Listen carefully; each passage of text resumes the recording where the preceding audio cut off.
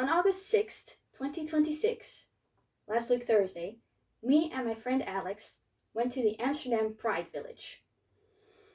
We brought sunscreen, snacks, pride bracelets, and buttons. The buttons were made by me, and the bracelets were made by Alex. Look, I'm wearing them right now. This initiative was kind of based on something we have done a couple of years ago, where we handed out buttons and stickers at the Canal Parade in exchange for donations for Palestine. Alex had such a great time, they really wanted to do it again, and this time they decided to do it with bracelets. I helped out, of course, by helping with making bracelets and making a couple of extra pride buttons to hand out. So, we take a bus, we take a train, we take a tram, and we are at Amsterdam Museumplein. We walked past the flags of all the countries where it's still illegal to be gay, taking a moment to pay our respects. We finally get to the entrance of the Pride Village, where we are asked to go through security.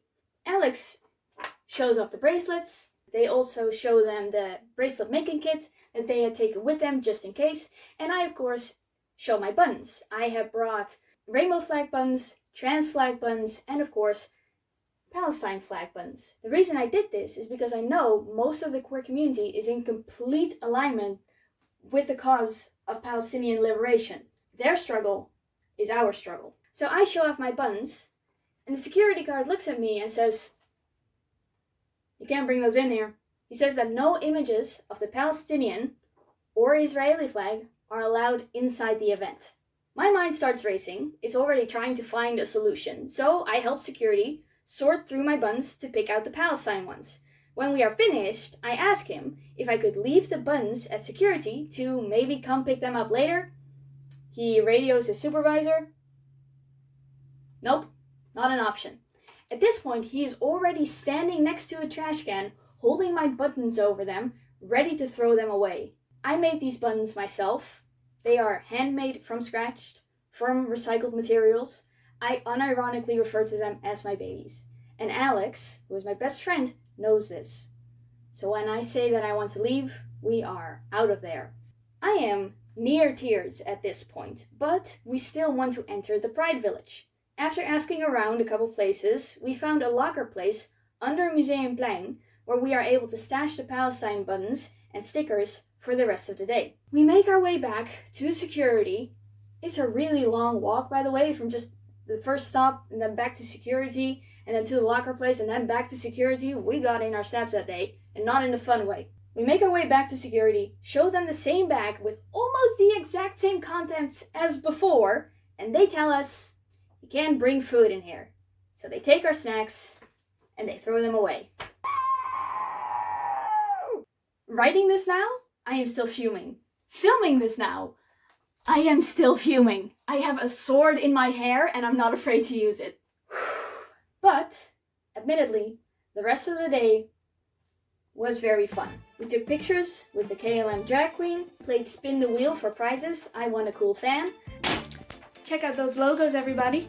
That won't come up. We met the photographer, Marianne Bakker, watched a very talented pole dancer. I got a very cute temporary tattoo. We met people from France, New York, New Orleans, Taiwan, and Malaysia.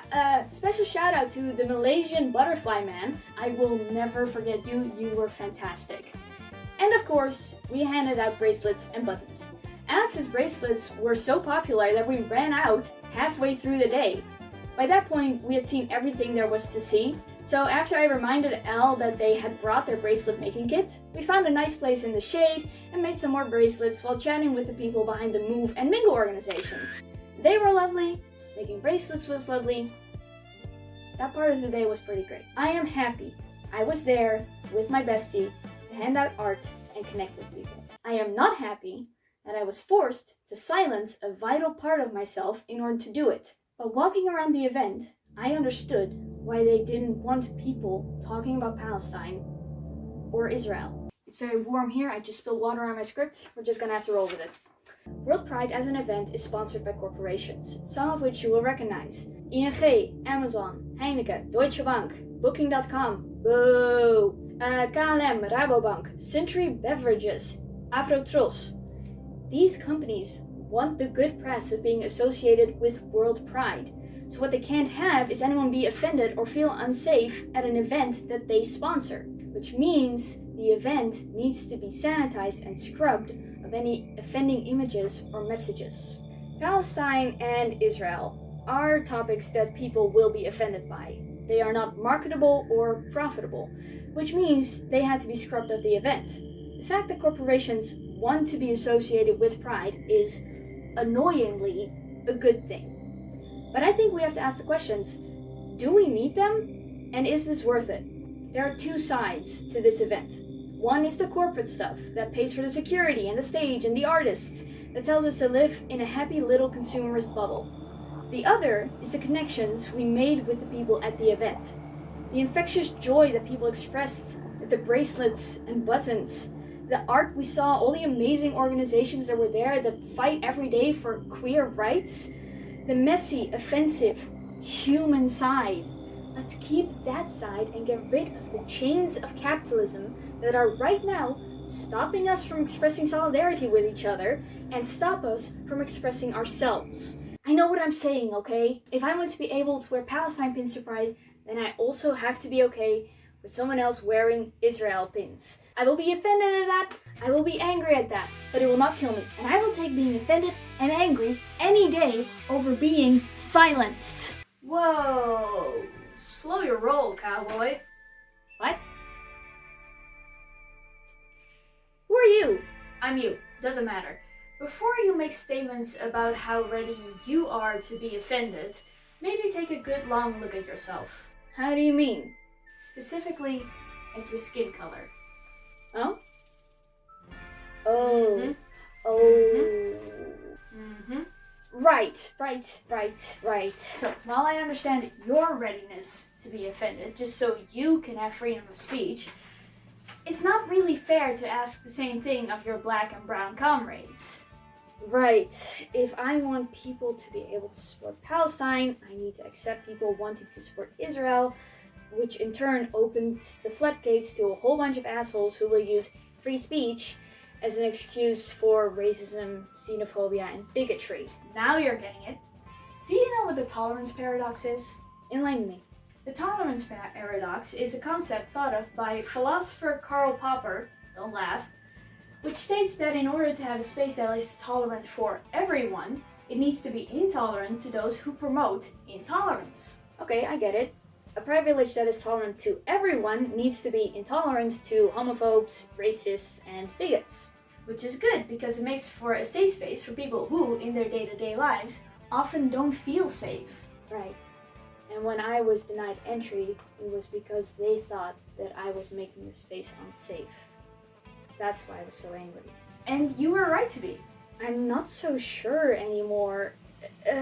Maybe security was right. Maybe by letting me in, they would have opened the space up to much worse people. That's not worth it. You are missing something though. They were wrong. So, Amsterdam Pride has decided to treat Palestine and Israel as equally inflammatory topics that could harm the community, on the same level as bigotry, hatred, and racism. Yeah, but they're not. Israel is committing a genocide. They are the boot on the neck of Palestine, and they have been for decades. Exactly, but acknowledging that would have meant alienating the sponsors. Capitalism, Booking.com does business with Israel. Suntory Beverages does business with Israel. Ian Fay does business with Israel. I'm even angrier than I was before. Understandable. So, Amsterdam Pride. Here's what you should have done. First, ditch the corporate sponsors. This will free you to make unprofitable and unmarketable decisions, like acknowledging and supporting Palestine, something that your community is already doing. Second, keep the space open and tolerant by being intolerant to racists, bigots, and Zionists. Ooh, she said the Z word! She said the Z word, everybody! Yeah. And finally, remember your roots. Pride is a protest that is still needed, a protest that includes everyone and leaves nobody behind. Intersectionality. Exactly. You know, I did go in, Like, I keep saying that I was denied access, but after stashing the buttons, stashing the stickers, they let me in, and I had a great time. Was that the right moral decision? You are a human being, and this is not a story. You made a choice. Now deal with it. And deal with it I shall. I think the next time I see that an event is being held behind literal gates, I will think a bit longer about whether or not I am welcome and what I am willing to sacrifice in order to get in. I will focus my energy on local, not corporate-sponsored Pride events and make those the best that they can be. Focus on the change that I can make. That's all I can do. Happy Pride, everyone. A free pastime.